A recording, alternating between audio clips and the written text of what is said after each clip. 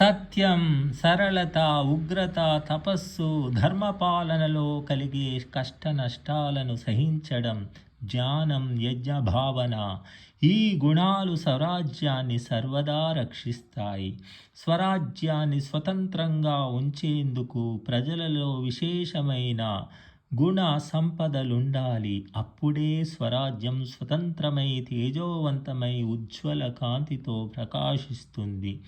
ఆ స్వరాజ్యం, ఆ వసుంధర పృథివీ పరాక్రమవంతులకు జనని అవుతుంది.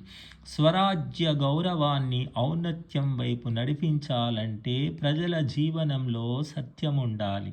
శ్రద్ధ, ధర్మశీలత, అకుంఠత దీక్షతో కార్యాలను సాధించాలి. పదార్థాల యథార్థ స్థితిని దర్శించాలి.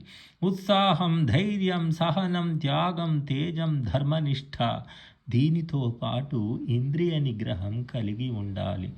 అథర్వవేదం.